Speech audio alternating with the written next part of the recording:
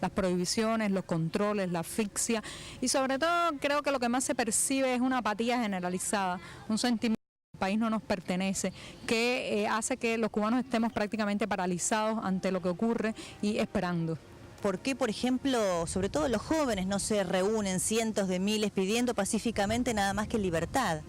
Bueno, por una parte creo que esa apatía se canaliza más bien en poner los ojos en otros lugares, en otros países para la emigración. O sea, escapar es la solución ante los problemas que no pueden resolverse. Y el hecho de que los jóvenes no se reúnan, no se asocien, está dado también por el Código Penal. Por una parte hay un delito que se llama asociación ilícita, está también el delito de propaganda enemiga, donde si imprimes un volante y lo echas a rodar, puedes ser juzgado por eso. Y yo creo que también actúa mucho la autocensura inoculada desde que somos niños. Desde pequeños estamos acostumbrados a que siempre hay otro más arriba que nos dicta qué hacer. Y entonces la gente ha perdido mucho la iniciativa. Y eso en la juventud actual se ha traducido en indiferencia y apoliticismo, ¿no? ¿Y cómo se inocula desde chicos ese miedo o esa autocensura? Eso es un proceso muy lento y muy integral. En la escuela, por ejemplo, los niños aprenden rápidamente qué deben decir frente a la maestra y qué solamente se dice en la intimidad de la familia. Ese proceso de adquirir la máscara convierte a la mayoría de los cubanos en expertos simuladores. En el aula de mi hijo, por ejemplo, los niños son evaluados por 10 puntos, entre los que se encuentra el número 6 es participación en las actividades patrióticas y políticas, exactamente dicho así. En el aula de mi hijo, por ejemplo, hay 6 fotos de Fidel Castro, ¿no? Entonces, a mí me gustaría una educación mucho menos ideologizada, sin ideologización realmente me gustaría, pero no puedo cambiar porque inmediatamente dice, sí, pero es gratis, así tienes que aceptarla, ¿no? Bueno, ese fenómeno de la máscara, te digo, más allá de lo que sucede aquí políticamente, es un fenómeno psicológico realmente muy intenso, ¿no? Tener esa doble personalidad permanente. Sí, es el instinto de conservación. O sea, el instinto te dice que para preservar a tu familia, para preservarte, debes aplaudir. Bueno, pues adelante, mucha gente aplaude, ¿no? Entonces se torna bastante irresponsable y bastante arriesgado pasar la línea y decir un momento, no estoy de acuerdo, ¿no? Y respecto de la vida cotidiana, ¿cómo es hoy en Cuba? A ver, ¿cuáles son los problemas o el orden de prioridades? Porque hablamos mucho, quizás lo que más nos impacte desde afuera es la falta de libertad, de las libertades más básicas, ¿no? A pensar y a decir lo que uno piensa. Pero también hay muchas otras restricciones que tienen que ver con la alimentación, la calidad de vida, la crisis habitacional. Entre las grandes demandas que tiene en estos momentos el pueblo cubano, creo que la que está en orden de prioridad es la erradicación de la dualidad monetaria, el absurdo económico de ganar el salario en una moneda que no te sirve para comprar lo que necesitas para vivir. Eso es por un lado.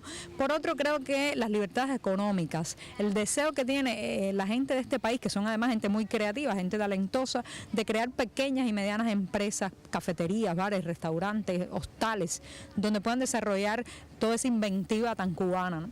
Por otro lado, la posibilidad de entrar y salir libremente del país. El absurdo migratorio cubano ya no tiene límites, ¿no?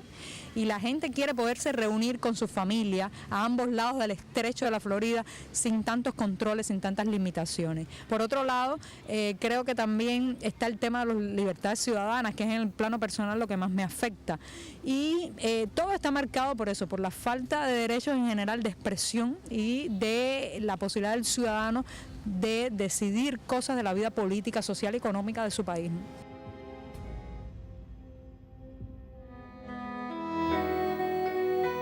Bueno, ese absurdo migratorio del que habla Joanny Sánchez ha hecho, por ejemplo, que ella no pudiese ir a recibir un premio importantísimo que le otorgó España al periodismo digital y paralelamente también ha provocado ese blog que ella escribe, que sea destacada por la revista Time como una de las mujeres más influyentes del mundo. Es una mente brillante y tiene una capacidad de síntesis de lo que sucede en Cuba realmente increíble. Vamos a escuchar más de Joanny Sánchez, que describe como nadie lo que es la realidad cubana. La verdad es que todos los testimonios que vamos a escuchar y que estamos escuchando no marcan una posición ideológica, simplemente están contando la realidad de Cuba hoy a 50 años de la revolución. Ninguna de las personas que vamos a conocer tiene una posición ideológica extrema, ni de derechas, ni fascista. Mucha de esta gente o ha participado de la revolución o ha comulgado con las ideas en algún momento del comunismo, pero ha entendido que el precio que se paga por ciertas reivindicaciones sociales jamás puede ser la restricción absoluta de las libertades, sobre todo la gente joven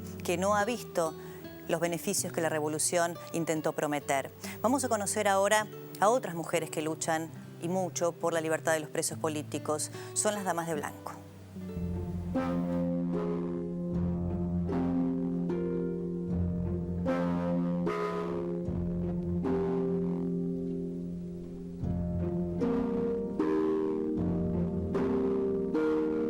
Laura, ¿cómo comenzó el movimiento de las Damas de Blanco? ¿Cómo se conocieron y cómo tu casa se convirtió en el lugar de reunión?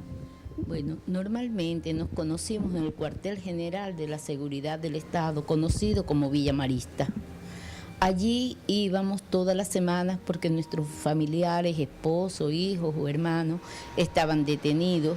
Mi esposo está preso, al igual que otros 74 fueron presos, llevados a prisión en marzo del 2003, solamente por la libre expresión, por pensar, por escribir. Mi esposo está preso ahora el 19 de marzo, 6 años. Está preso por distribuirle a la población cartas de declaraciones de los derechos humanos, que aquí en Cuba ni los estudiantes universitarios tienen conocimiento o no les enseñan eso en las universidades. El gobierno lo acusa por servirle al imperialismo, por ejemplo, o imperialismo ellos les dicen al gobierno de Estados Unidos, que es pagado, y todo esto es falso porque ellos realmente no son pagados por nadie, ni por Estados Unidos, ni por su presidente, ni por nadie. Ellos lo que hacen es pedir la libertad y pedir democracia para nuestro pueblo. Lo condenaron a 20 años también por difundir informaciones sobre violaciones de los derechos humanos aquí en Cuba.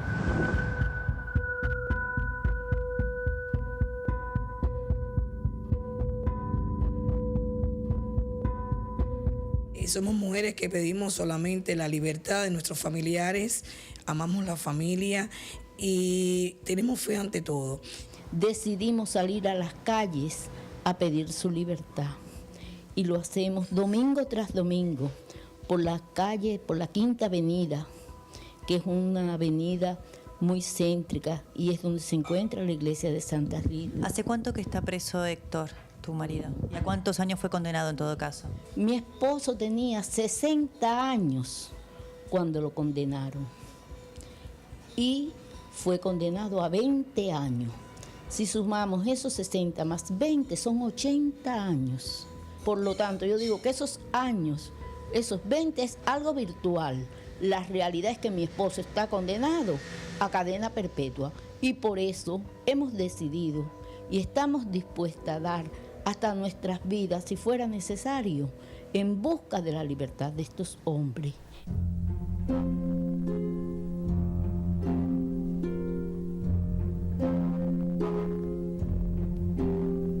Todas nosotras, Damas de Blanco, igual que Mujeres de Apoyo a las Damas de Blanco, nos reunimos todos los domingos, todos los días 18 de cada mes en un té literario donde ahí expresamos cualquier inquietud que tenemos con respecto a nuestros familiares, cualquier problema que tenemos para ayudarnos entre sí, incluso se hacen lecturas de cartas, de poemas escritos por nuestros familiares.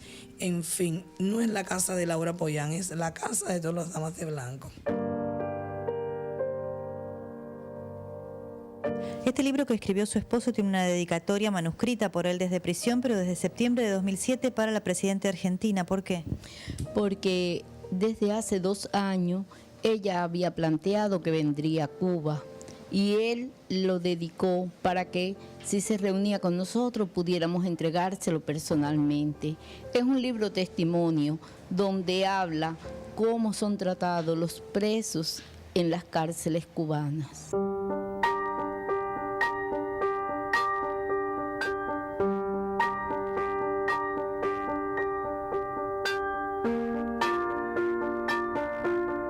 Esta casa realmente está vigilada desde que llevaron a prisión a Héctor Maceda, que es el esposo de Laura Pollán.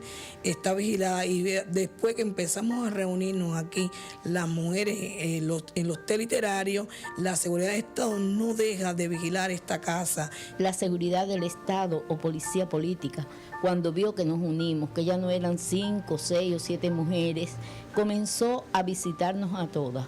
E incluso ustedes pueden fijarse, hay una farola en cada esquina de esta cuadra y es una farola que tiene una cámara para grabar a las personas que entran y salen en esta vivienda. Nos decían que nos iban a encarcelar y que a los hijos de la madre Leonor Pérez, que les habían dado libertad condicional, le iban a revocar su sentencia, que trajo como consecuencia que estas madres no iban a caminar más en Santa Rita. El gobierno de los hermanos Castro prefiere tener en las calles hombres delincuentes. Pueden haber violadores, hasta asesinos, pero estar de acuerdo con el régimen, con el sistema. Si gritan "Viva Fidel" y aplauden, no hay problema. Y sin embargo, estos hombres son hombres dignos, honestos, que están tras las rejas porque han expresado todo lo que sienten con respecto a la forma de gobernar de los hermanos Castro.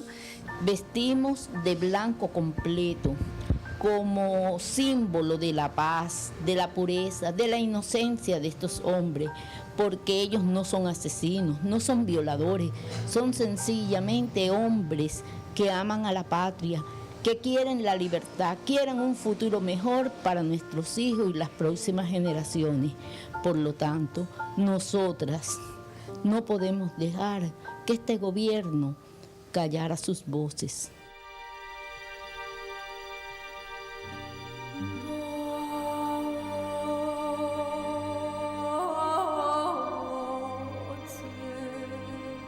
El pueblo cubano necesita libertad. Y pensamos que un día no muy lejano nuestros hombres regresen a nuestras casas. Y nunca vamos a cejar en nuestros empeños. Mientras existan presos políticos y de conciencia, habrá damas de blancos en las calles pidiendo la libertad.